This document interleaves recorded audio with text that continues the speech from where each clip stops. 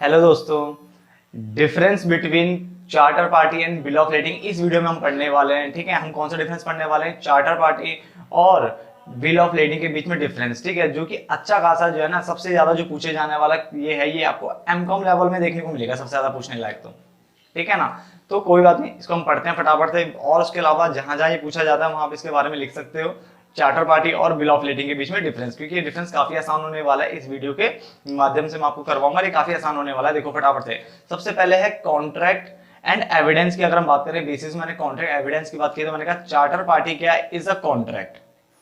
क्या होता है? कॉन्ट्रैक्ट होता है। नहीं, आपको याद रखना है कि चार्टर पार्टी आपके क्या कॉन्ट्रैक्ट है, जबकि बिल ऑफ लेडिंग की बात करूं तो ये क्या हमारा एविडेंस होता है, क्योंकि ये सिर्फ क्या एक तरह से डॉक्यूमेंट है। ठीक है, एक एविडेंस है, सिंपल एक।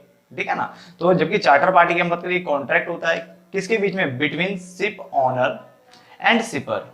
Ship owner and shipper about hiring the ship, यानी जब कोई बंदा माल को इधर उधर पहुंचाने के लिए, ठीक है ना, ठीक है, क्या करता है? हायर करता है शिप को। तो ये वो कॉन्ट्रैक्ट जो शिप ऑनर और शिपर के बीच में हुआ, उसको हम कहते हैं चार्टर पार्टी। जबकि बिल ऑफ लेडिंग की अगर मैं बात करूं तो बिल ऑफ लेडिंग क्या एक एविडेंस है ऑफ रिसीविंग द गुड्स, कि गुड्स रिसीव हो गया है या हो गया, होने वाला है, जो भी है। ठीक है, तो बिल ऑफ लेडिंग क्या है? एविडेंस है किसका? रिसीविंग ऑफ द गुड्स, यानी गुड्स रिसीव करने के लिए जो एक एविडेंस, कौन सा? आपका बिल ऑफ लेडिंग।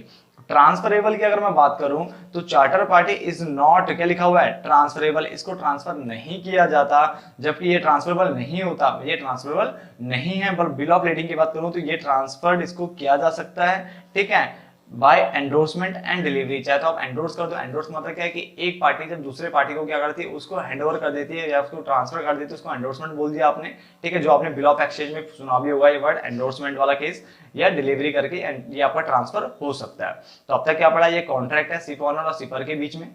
ये क्या एक एविडेंस है ऑफ रिसीविंग द गुड्स, ये ट्रांसफरेबल नहीं होता, ये ट्रांसफर इसको किया जा सकता है। ठीक है, बाय एंडोर्समेंट करके या डिलीवरी करके। आगे डिस्क्रिप्शन ऑफ गुड्स की बात करूं तो इसमें does not contain details of goods, यानी इसमें गुड्स से रिलेटेड डिटेल्स यहाँ पे नहीं मिलेगी, यानी गुड्स से रिलेटेड यहाँ पे डिटेल आपको नहीं मिलने वाली। बट यहाँ पे इस डॉक्यूमेंट में, इस जो ये आपका जो बिल ऑफ लेडिंग है, ये आपको क्या देगा?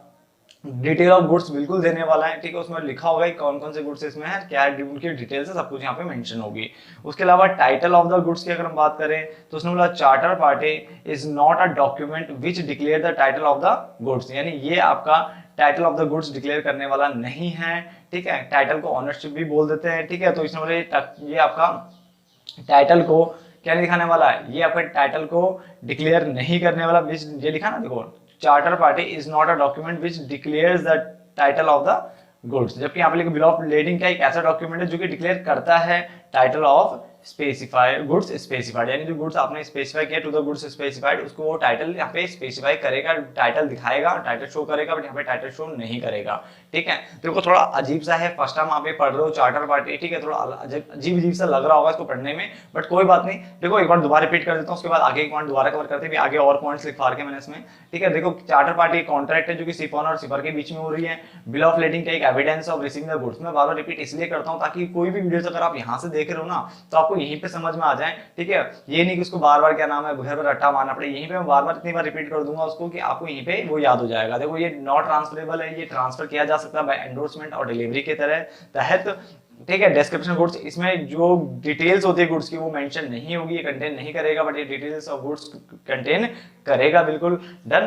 टाइटल ऑफ द गुड्स की बात करें तो charter party is not a document, ये डॉक्यूमेंट नहीं है जो डिक्लेयर करेगा क्या, एक ऐसा डॉक्यूमेंट नहीं है जो कि डिक्लेयर करेगा क्या चीज, टाइटल ऑफ द गुड्स, क्योंकि ये तो कॉन्ट्रैक्ट है। और इसकी बात करें तो बिल ऑफ लेडिंग क्या होता है? ये तो एक एविडेंस है, डॉक्यूमेंट है, ये आपका टाइटल ऑफ गुड्स को स्पेसिफाई करेगा। उसके बाद पेमेंट ऑफ फ्रेट, यानी पेमेंट्स ऑफ फ्रेट की बात करें तो in case of charter party the freight is usually paid when the ship reaches to the port, यानी जब शिप जो है ना आपकी वो कहां पहुंच जाएगी, पोर्ट तक पहुंच जाएगी, तब जाकर के फ्रेट जो है यूजुअली पेड होता है। बट इसके इसमें फ्रेट की बात करूं तो वो to be paid in advance.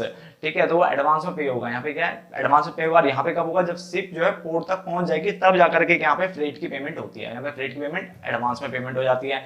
Types की बात करें तो यहाँ पे दो हैं, टाइम चार्टर और वोयेज चार्टर। ठीक है, टाइम चार्टर और वोयेज चार्टर जो है, इसको बहुत सारे वोयेज पढ़ते हैं, वोयेज नहीं वोयेज पढ़ते हैं इसे।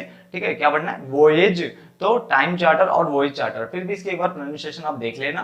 ठीक है ना, अगर आप आपको लगता है कि सिग्नेचर कुछ और होनी चाहिए तो प्लीज आप देख लेना, उसमें कोई बड़ी बात नहीं है। इसमें क्लीन बिल ऑफ लेडिंग आता है आपका और फाउल बिल ऑफ लेडिंग, ठीक है। फाउल का मतलब आपको समझ ही रहोगे इसमें कि इसमें कुछ गड़बड़ी होने वाली है, फाउल, ठीक है ना।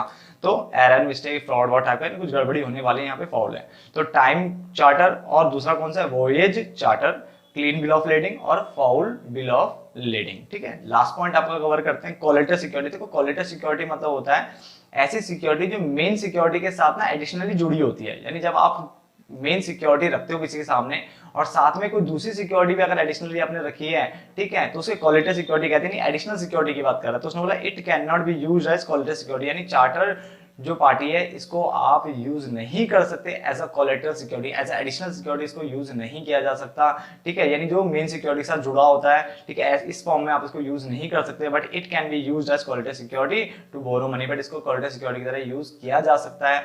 डन। तो यहाँ तक किसी को कोई दिक्कत नहीं है, देखो ये आराम से खत्म हो गया है। डन। जिनको समझ में आ गया है, ठीक है, प्लीज वो लाइक शेयर और सब्सक्राइब करना ना भूलें, ठीक है। मैं एक बार फिर भी रिपीट करा रहा हूँ, जिनको नहीं समझ में आया एक बार फटाफट मैं रिपीट एक बार और कर देता हूँ। चार्टर पार्टी फटाफट से देखो मैंने क्या बोला, कॉन्ट्रैक्ट है किसके बीच में, शिप ऑनर और शिपर के बीच में, जबकि ये क्या है, एक एविडेंस है of the receiving the goods. Charter party की बात करो तो उसने बोला ये ट्रांसफरेबल नहीं है, बट ये ट्रांसफर है बाय एंडोर्समेंट करके या फिर डिलीवरी करके आप इसे ट्रांसफर कर सकते हो, ठीक है। आगे हमारे पास है डिस्क्रिप्शन गुड्स, ये आपका डिटेल ऑफ गुड्स को नहीं बताएगा, ये डिटेल ऑफ गुड्स बताएगा। टाइटल की बात करें तो ये टाइटल शो नहीं करने वाला आपको, बट ये टाइटल जो है डिक्लेयर करेगा, ठीक है ना। बिल ऑफ लेडिंग जो एक ऐसा डॉक्यूमेंट है जो कि डिक्लेयर करता है title to the goods specified, ठीक है। जो गुड्स स्पेसिफाई होगा उनका टाइटल वो वहां पे डिक्लेयर करेगा। पेमेंट ऑफ फ्रेट, फ्रेट कब पेमेंट होगा, इसमें यूजुअली देखा गया है कि फ्रेट तब पे होता है जब शिप कहां पहुंच जाती है, पोर्ट तक पहुंच जाती है, बट इसमें जो फ्रेट जो है कहां पे पे होगा, to be paid in advance, यानी एडवांस में ही पे हो जाएगा। टाइप्स की बात करूं तो टाइम चार्टर, वोएज चार्टर, दो टाइप्स इसके यहाँ पे, क्लीन बिल ऑफ लेडिंग और फाउल बिल ऑफ लेडिंग। ये बिल्कुल सही है, यहाँ पे गड़बड़ी होती है, ठीक है, फाउल बिल ऑफ लेडिंग, ठीक है।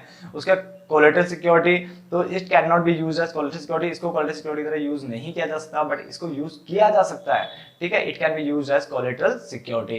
तो थैंक यू दोस्तों, अगर आपको वीडियो पसंद आई तो प्लीज लाइक शेयर और सब्सक्राइब करना ना भूले। धन्यवाद दोस्तों।